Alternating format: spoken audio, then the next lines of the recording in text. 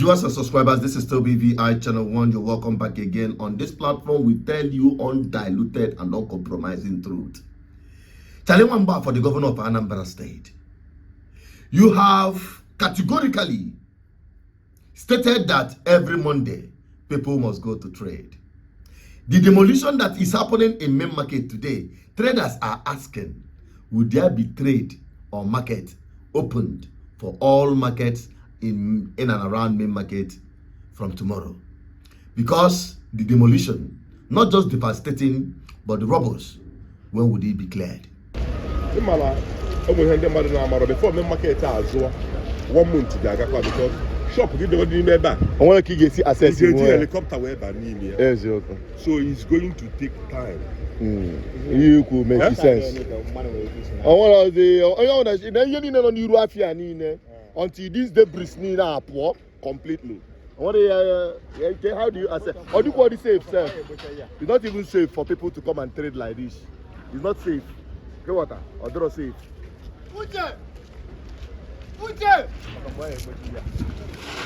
So every need the debris need the epo before can you cook a biazoya? I know cook a biazoya keta oya Kita academy at home because you get again.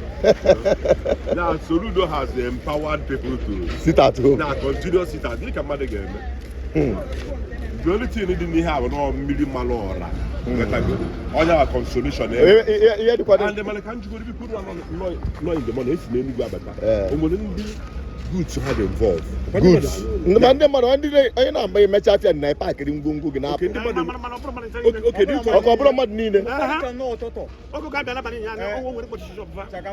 Okay, okay, do you know no one is something good idea about? Oh, to carry you do for the feeling.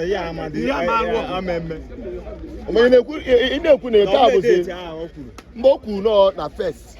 So first I can start from midnight. So people never expected that they one on cabin and go to that. Doesn't go to get here.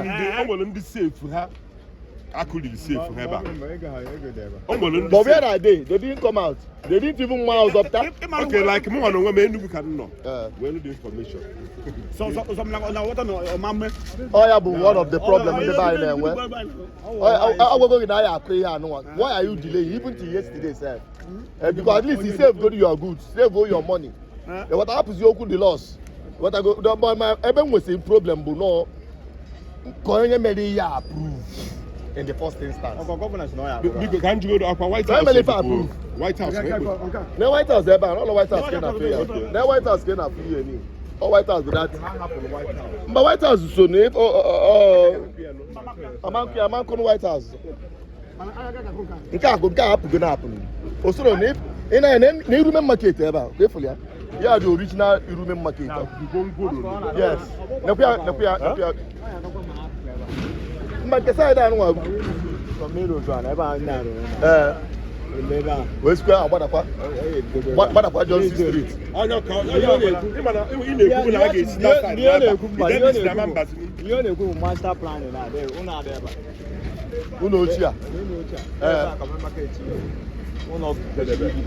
Okay. You don't know. For that man, the plaza and I was in a couple of cities. Yeah, then they went. Whenever I made the other, people don't know where park in the back. Mana, get close to your blue zina. My own take with that.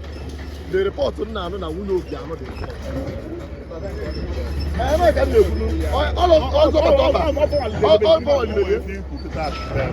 attention. Yeah. No, they go give them.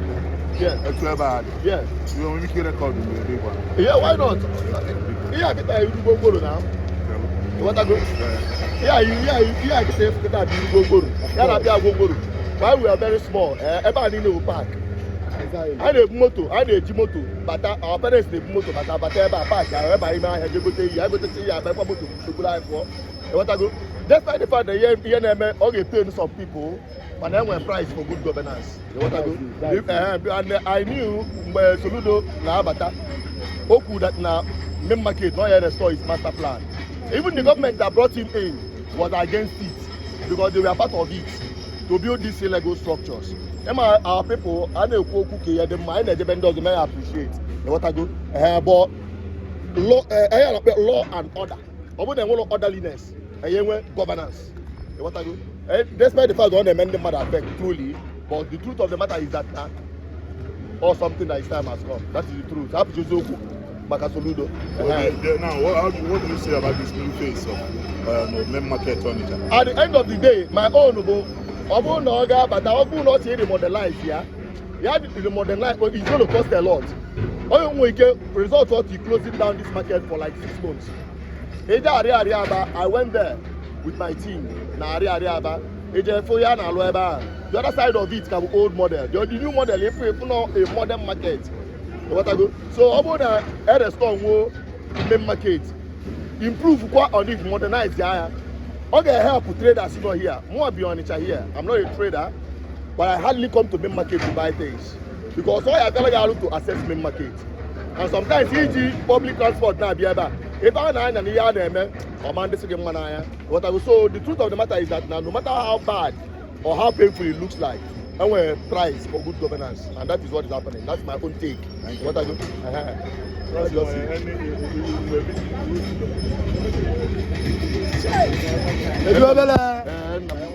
Now, I don't need to extend this thing too much. It's not about Monday sit at home, but it's also about the people who are affected. I saw people lose their goods, but I'm still wondering, what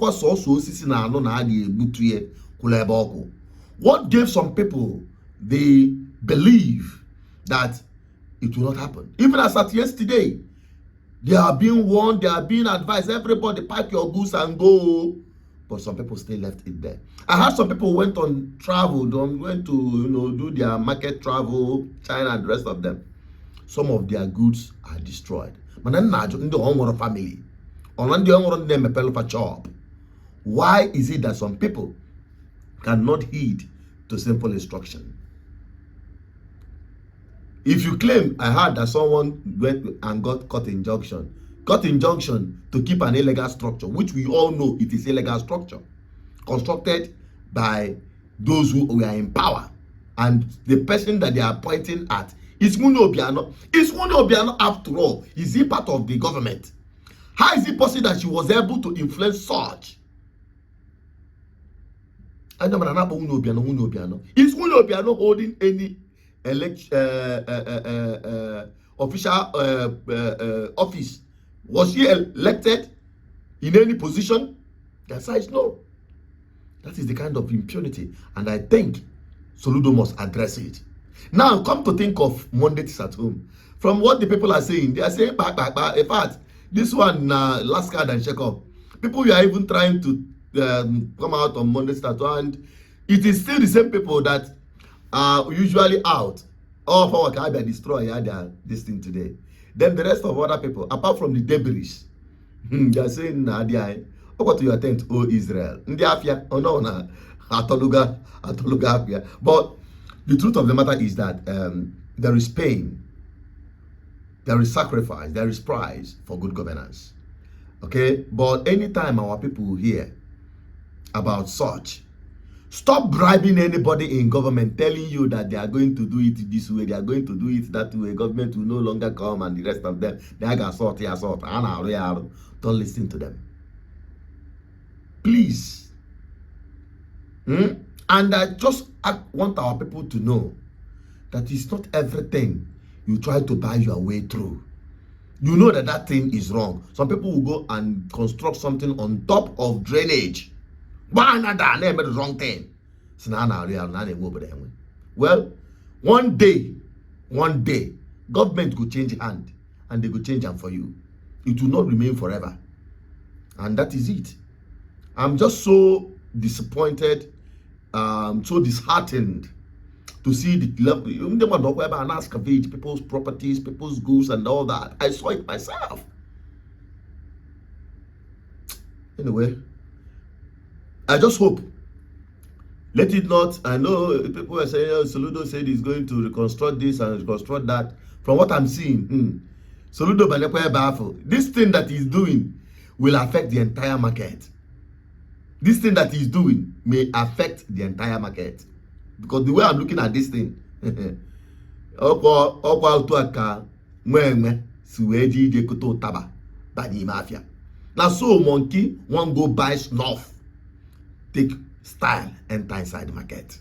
That is what Soludo is about to do when it comes to main market. But if that is what it takes to bring other leaders, of what Soludo Dubai Taiwan, Osugwan.